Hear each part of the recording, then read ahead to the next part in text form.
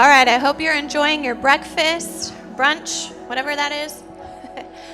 We're going to go ahead and get started. We've got a... Hey, Sean.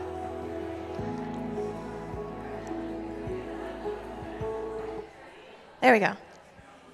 I don't have to compete with music. I feel like I was going to fall asleep.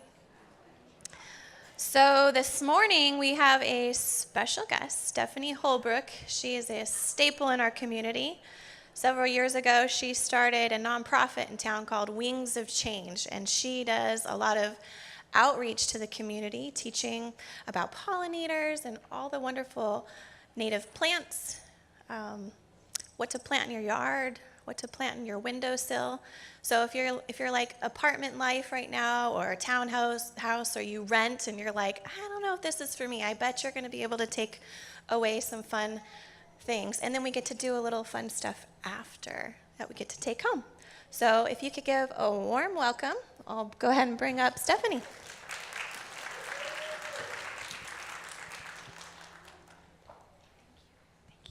Good morning, guys. My name is Stephanie Holbrook. Thank you for having me. I think I have a video, hopefully. It'll make it a lot more fun.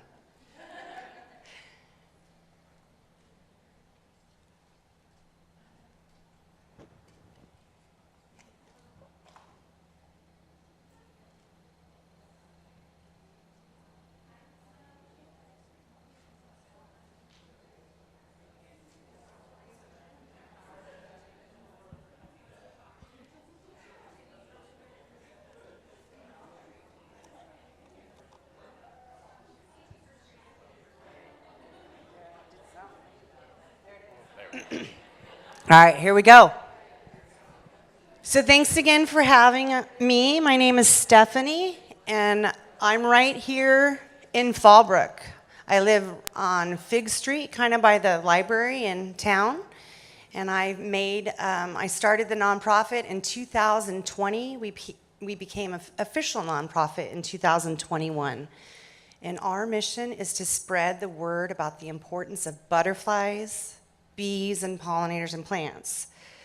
Did you know there's over 250 butterflies that we can host here in San Diego? And there's 350 moths. Just a little bit about me. I was born and raised, that's my mom, but I was born and raised right here in Escondido, graduated from San Pasqual in 1991. I was the homeschool mom. My son is just 18. He just graduated from Fallbrook High. There's my Y right there. So my first butterfly experience was being the PTA president at May Ellis School, which is just a couple blocks from my house. I have a retail management career, so I worked a lot of time in the garden department at Home Base. Do you guys remember Home Base? And Lowe's. So this is my grandma, Mary Lou Johnson. She actually had a scholarship. She used to work for the San Diego County Flower and Plant Association, and when she passed away in 2000, they renamed a scholarship after her. The scholarship was in place since 1975, but we didn't actually find out about that until this year from my son's high school. It's pretty wild. But yeah, so if you know anybody who wants a horticultural degree or a scholarship, that's pretty exciting. And then on the other side of my family, that was my mom's mom, and my dad's mom was actually 100% Native American. So she was, I guess grandpa was counted in the first mission, San Diego Mission de Alcala in San Diego. So we have three things that we try to talk about. We learn, grow, change.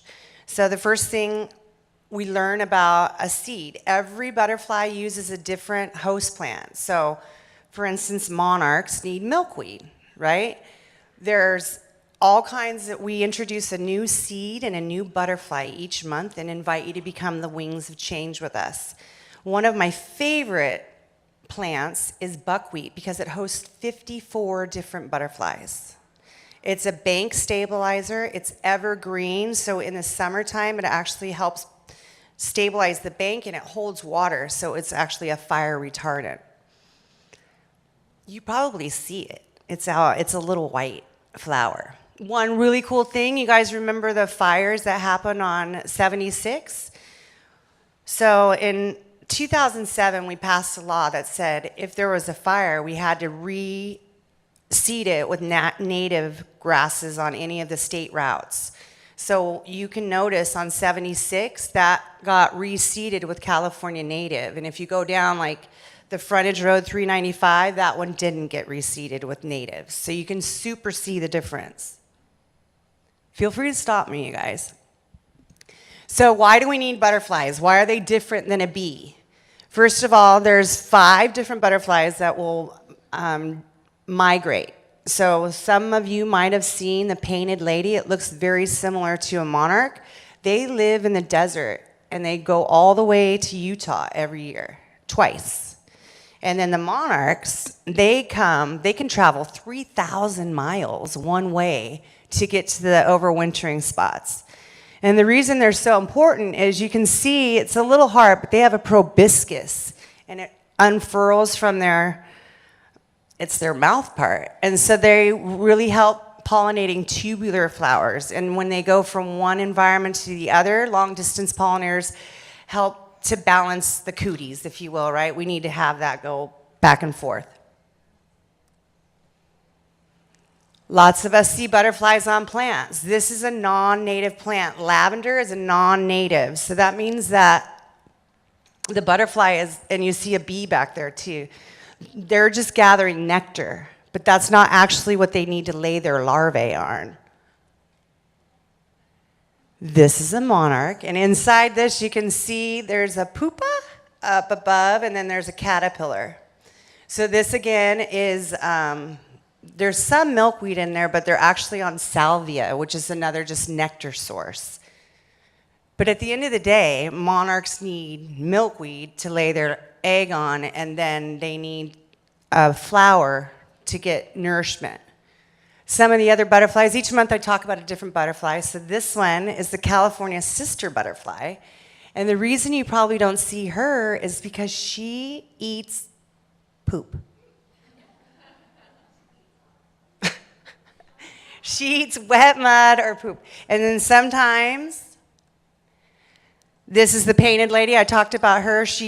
Her host plant is a thistle, which is all over the desert, but then she will use nectar from a flower. This is a beautiful plant. It's called globe mallow, and it's host to 34 different butterflies, including the white checker spot. And it's a desert plant. Here's another monarch, and it's on a zinnia. And that's a non-native flower, but that's where we see the butterflies, right? As they're on their food source. But for us to help them, we need to plant milkweed. So there are 140 different kinds of milkweed here in the United States. So here in San Diego, our narrowleaf is a native. It's called whorled milkweed or narrowleaf. And so usually in nature, we see it growing next to something like a sage or a heavy shrub because it whorls itself through there. And typically, if allowed, the caterpillar will leave its host plant in all 5 instar stages. So the caterpillar actually crawls out of its skin. It puts its little feet down, it moves out, and so usually, if allowed, it will go off of the milkweed because it's too vulnerable, right? The monarchs have been counted by the Xerces Society since 1997, and in 2020, there was only 2,000 monarchs counted in California. That was from millions in the 80s. You can see how it just went choo, choo, choo, choo, choo. They don't know if that happened because of the fires, because remember we had all those fires in Northern California, but we are making a comeback, which is good. So the monarchs actually, they migrate. I guess I should start here. So typically, it'll take between 7 and 15 days for the caterpillar to become a chrysalis. In the colder months, it can take up to 3 weeks. They usually have 4 different generations within the 1 year. And then when it starts to get a little bit cool, they start to travel south. So the monarchs on the west of the Rockies, they come to the California coastline. All the monarchs instinctively know to go to the Pacific Ocean. So if they're east of the Rockies, they go down to Michoacan. And how they get there, they get on air currents. And so there's way stations all the way through the country, and they go to the same place almost every year, and they arrive by the thousands just on the current. And then in the morning, after it's 55 degrees, they get up and travel on.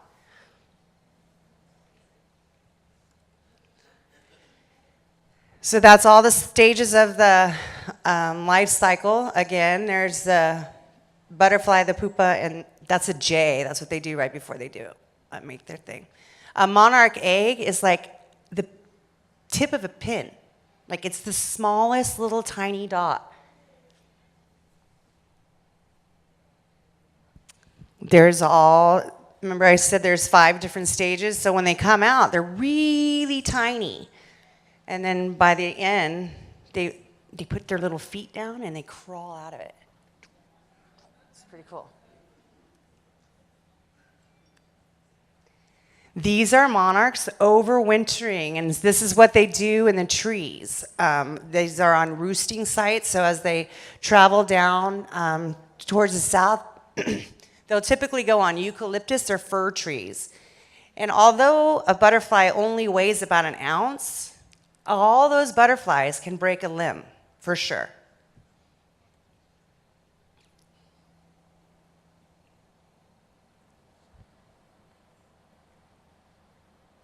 So what the butterflies do coming out is they push everything from their abdomen into their wings.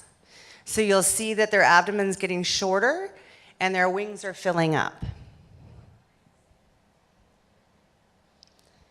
This is a boy butterfly. You can tell because it has a dot in its hind wing. Does anyone have any questions?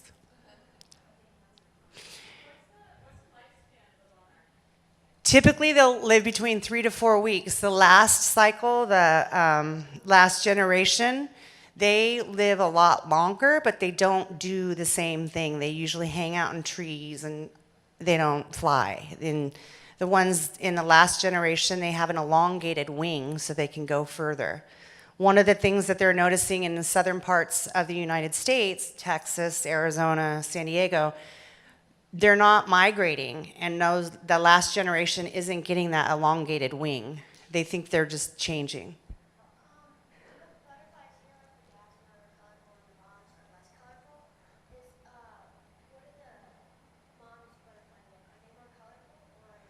They look exactly the same. The only difference usually, and it's really hard to tell with most butterflies, but in the bottom there's a little black dot on the boy and the monarch. But most of the time you can't tell. So this isn't a really great picture, but the call to action basically is all the monarchs are coming, and there's a milkweed for every place. There's a milkweed for the desert, there's a milkweed for the mountains, there's a milkweed for our house right here. So they're coming, and if we have the milkweed, they'll lay on their way here, and if we have the milkweed on their way out, they'll lay again. So this again, I talked about the Rocky Mountains, right? So if they're on the right-hand side, they're coming to our coast. And otherwise, they'll go way down to Michoacan.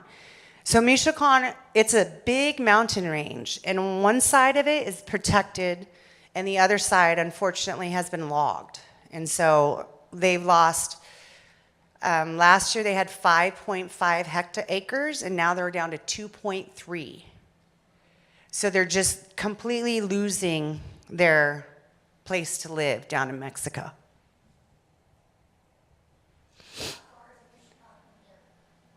Uh, 3,000 miles away from Maine.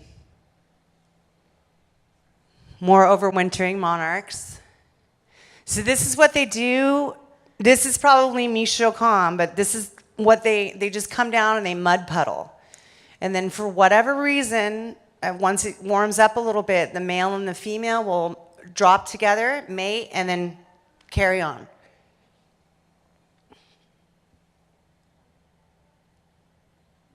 Isn't that incredible? So I went up to Pismo Beach, and so California State Parks, they are the #1 protector of monarchs. They have more land set aside to protect the monarch than anyone else in the entire country. That's Pismo State Beach, that's Natural Bridges, and all of the places up and down. But I went up to Pismo, and I was like standing there, and I did not see them. It was so wild. They looked like leaves on the tree, and then the docent said, "They're right there." And I was like, "Oh, they are." It was incredible. You can't tell until the sunlight hits them, and then they start fluttering. So this is the map by the Xerces Society. They do a count. They have volunteers that go every year on Thanksgiving Day and then on January 1st. And I don't know how they count them, but they do. So here I have it blown up because if we go back to the previous screen, hold on. So that yellow line is where they come. Like they're just hanging out on the coast. And then I zoomed in for you. This is San Diego Zoo, has 3,220. And so the Prado, that's all Balboa Park right there. I just zoomed in for you. And you can find this on the front page of my website. It's at the bottom. And then here's some more. That's the University of UC San Diego. They have a huge overpopulation. But you guys can go and see them, and they'll probably be there November through February.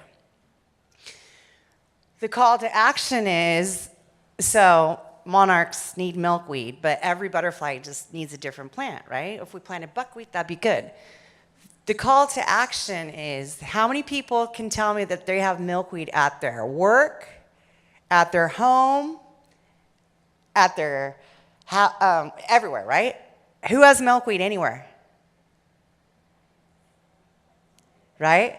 So we need to put it at the post office, we need to put it at the market, we need to put it in the schools, at the churches, right? And literally it's a weed.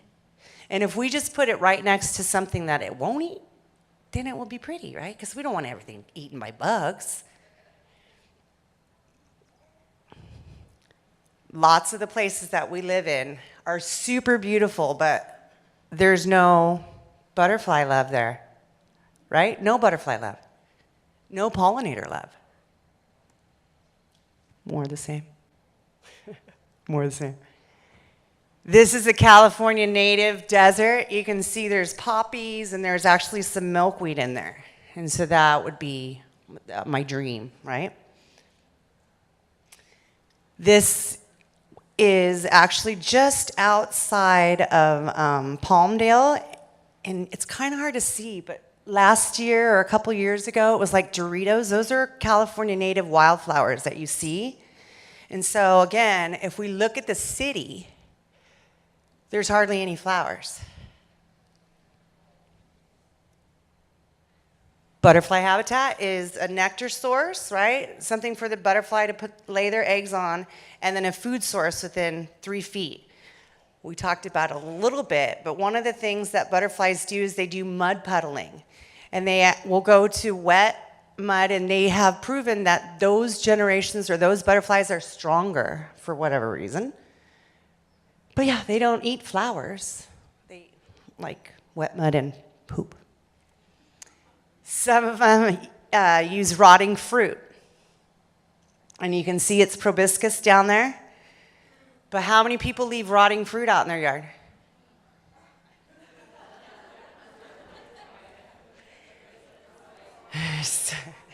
So it's learn, grow, change. So once we can learn, then we can grow. And I mentioned it before, each butterfly has a different host plant. So I have some seeds here, and our members, if you become a member to support our nonprofit, they get the seed of the month delivered to them in the mail. I have one of the papers there, but it tells you how to plant it, where to plant it, sun. It's mostly always sun.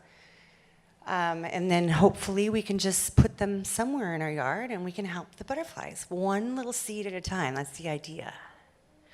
Here in Bonsall and Fallbrook, we have a lot of issues. We have hardly any water, right? We pay more, I pay $300 for watering my little 1/3 of an acre. Water's expensive. Fire is pretty real too. And the bank stabilization, if we keep our banks up, right? As they go through and they mow and everything, you can see it's just deteriorating. But imagine if they're good weeds. Black sage. That is a California native and it hosts 50 butterflies. Super amazing. This is white sage. It's another bank stabilizer. And it's really hard to see. Can you guys see that right in there? That's the flower, that's the plant. The rest of it's bloom. So the plant is just right here. The little part. But the rest of it's bloom. White sage. Nasturtium, I talked about this a little while ago. This is a great plant and it's called a decoy. So if you plant this, who's got a vegetable garden going this year? Who has weeds underneath their vegetable garden? If we put this down below it, the bugs like it better, the snails like it better, and it's a host to the cabbage white. It gets better. If you leave it in place and you let it die, it adds calcium, nitrogen, and phosphorus back to the soil, which is the 3 things that every plant needs. So you just get to leave it. Just let it die. Be back to mulch. We are vendors with Moosa Creek Nursery, so if you want to buy anything, you can put in an order on their website, and then I'll bring it here to Fallbrook. Members get 10 to 20% off. And these are just some of my beautiful flowers that we've given out. This is a host of 50, it's a succulent lupine. I offer habitat consultations if you guys would like for me to come over and take a look at your property and help you with ideas or anything. Some of the things that I can help you with, a tree, we only see 20% of a tree. 80% of it is underneath the ground, and what it does is it pulls up water. We all have citrus, right? A lot of us have citrus trees. We have weeds underneath the citrus trees too, right? If we put nasturtium or dill or fennel, that actually gives back to the tree again, and it's not really a weed. We can eat it, it's an herb, and it gives back to the tree. So I can tell you things like that, and then depends on, like, if it's a west-facing hill, you really can't do shrubs, you have to do grasses. So I can come over and I can help you with that.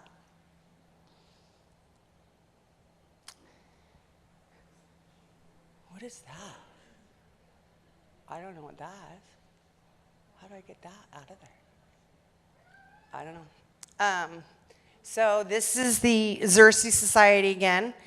And we have actually their seed blend. I have it for sale today, but it has seeds for all 4 seasons to help the monarch in all 4 spring, summer, winter, fall. And so I'm not sure why it's there, but these are things, and you can see there's a picture down there that's actually woolly pod milkweed, and it's in the desert. And that's the narrow leaf on the right. I was in Joshua Tree National Park with my parents, and we were zooming down the road, and it was really hot. I think it was in October, right, Mom? And there was these big green plants, and I was like, that has to be milkweed. And I pulled over, and there was queen caterpillars right in the middle of Joshua Tree, and there's no reason they should have been there. How did they find it? I really wish I could get that off. All right, do you guys have any questions for me? Again.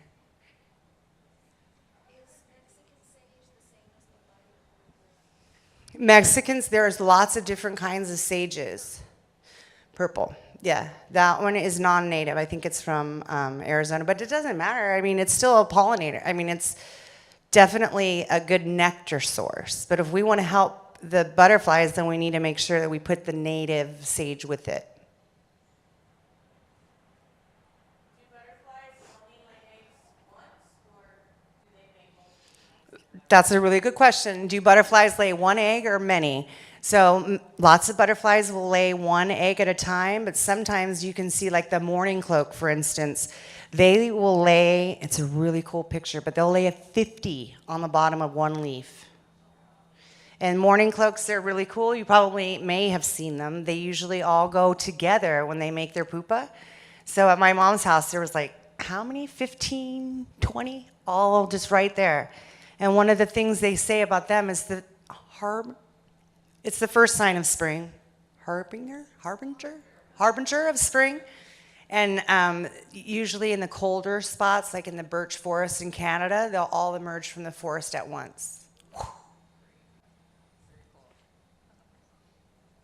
Any other questions? Okay, I'll keep going.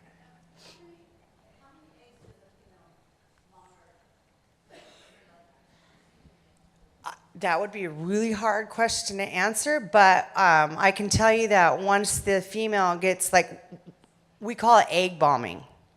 So when a female monarch comes to a plant, you can get 30 eggs in one visit, but they lay them individually. And it's usually on the underside of the leaf.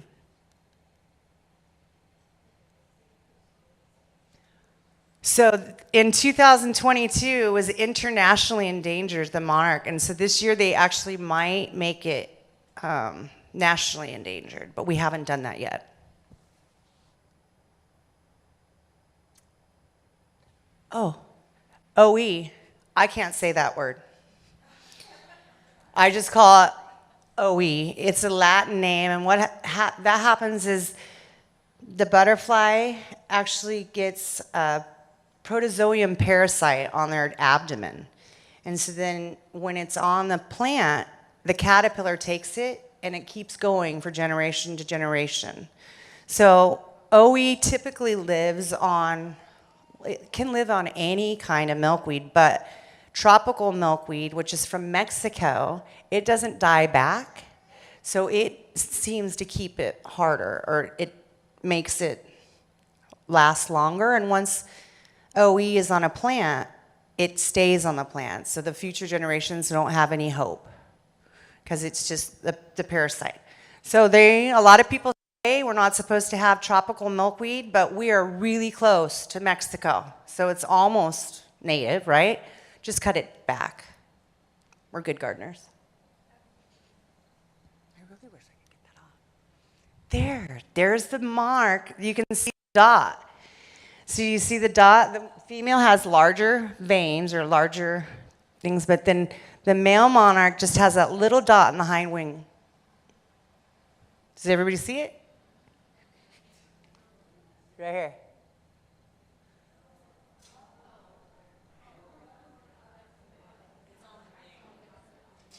Can you guys see him? I can zoom him.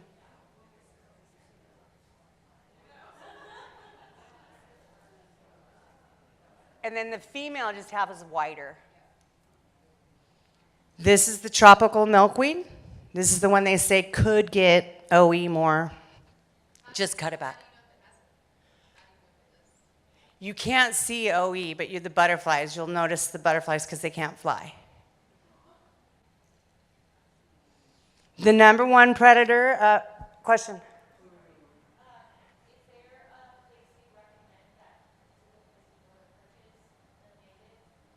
You can purchase native from us. We're partners with Musa.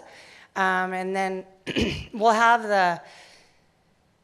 have lots of seeds. Remember, it's a milkweed. It truly is a weed, right? And I actually brought you guys my peat pots. This is how I start my seeds.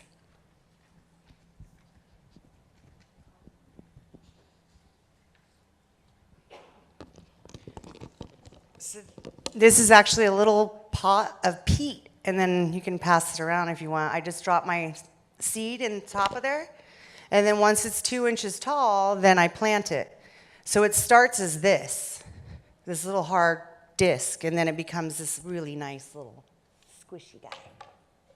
There you go. But that's how I start them, and then that card catalog is full of seeds, in case you guys want them.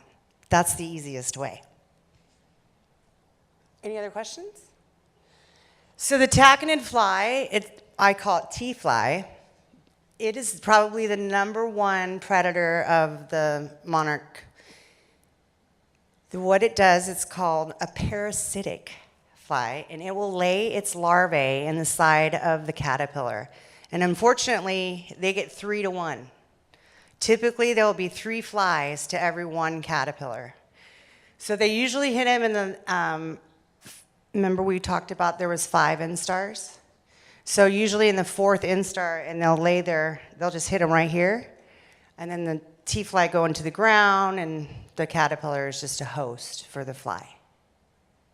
That's actually what happens with the yellow jacket too. The yellow jacket is a predator, and it comes off of a tree. So if you see a lot of yellow jackets around you, you can use the yellow jacket trap because they're an invasive species as well. But yeah, 3 to 1, jerks.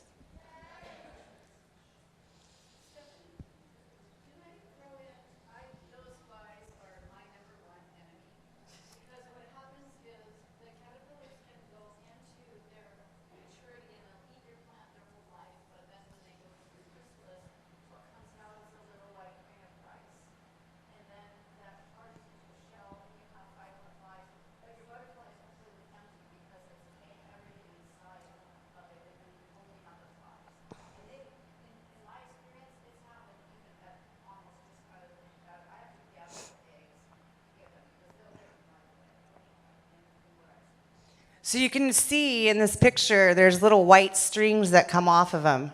And that is there's 3 on that one. That's their little larvae. You can see it at the bottom.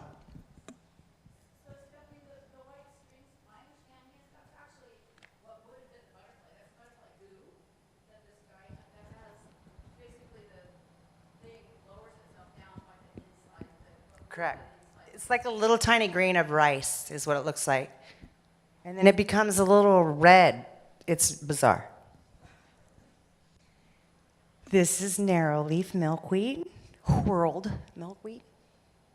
This is woolly pod milkweed. This is grown, that's what we saw in Joshua Tree. This is hello yellow. This is tropical milkweed, and that actually has aphids on it. So how many people have aphids? That's hummingbird food, first of all. Aphids are food for hummingbirds, but this is it's a pretty sad looking plant. So I would recommend here, you can just rinse it off with water if you wanted to. But that's a normal, aphids are part of the milkweed cycle, so. This is hairy balls milkweed.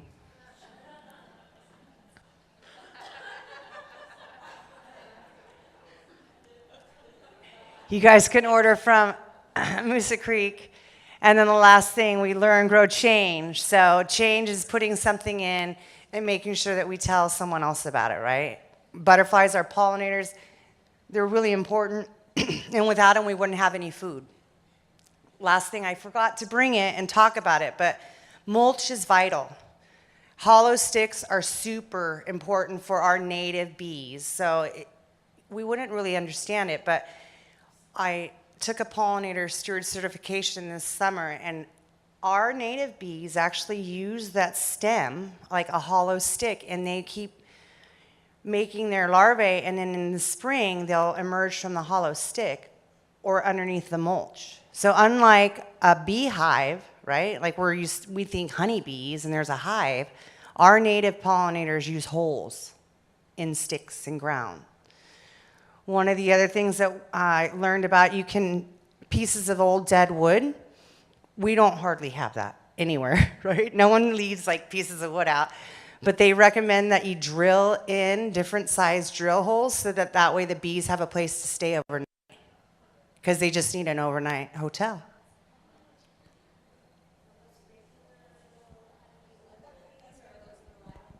Our native bees can be like those big carpenter bees. They can be really small. There's over 550 species of bees here in San Diego. Not to make everybody in here hate me, but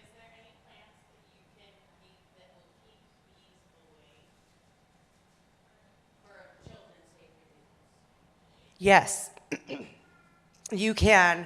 Well, first of all, bees are pollinators, so if you don't have a lot of things that are in flowering, right? But you can put, for sure, I have to look it up, but yeah, there's some stuff that they won't like.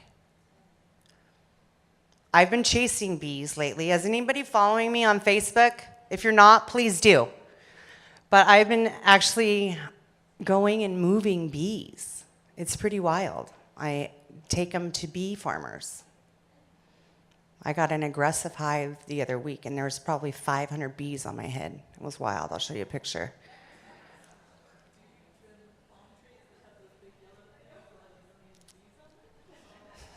I don't trim palm trees, but there's a lot of bees. That's a really good thing. It's one of the good things that palms do, right? Do you know palm trees? We can't even use the mulch. It's kind of crazy. Any other questions? I have more slides if you guys want me to keep going. This County of San Diego did a butterfly habitat conservation program, and we're working with it here. Definitely the Fallbrook Planning Committee is, they're doing a lot of things. I think they have like $6 million to give us. So this is another parasitoid, and that is the yellow jacket. So it's going to lay 3 to 1 in the side of a caterpillar.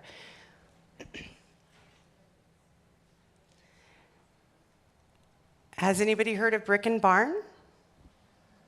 Brick and Barn is the original Betty Crocker estate located in Valley Center on Miller Road. And we're their partners. They're an antique show that's open once a month. If you guys want to go check that out, be safe, kind of talk to you about that. We charge $150 for beehive removal instead of $450.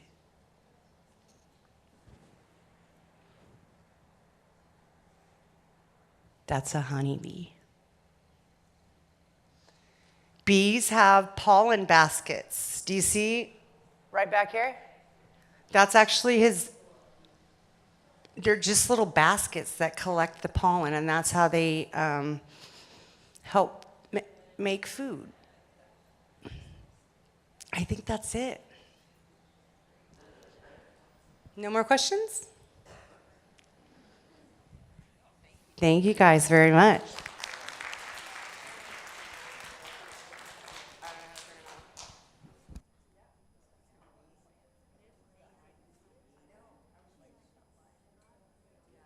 Right, so Stephanie's gonna be over by the table over there. If you want to go kind of meander that way, you can go make yourself a little cute pea pot and ask any questions that may pop up. Also at your tables, we have some time. There's a little game you can play if you need a little table conversation. So, all right, let's go pollinate.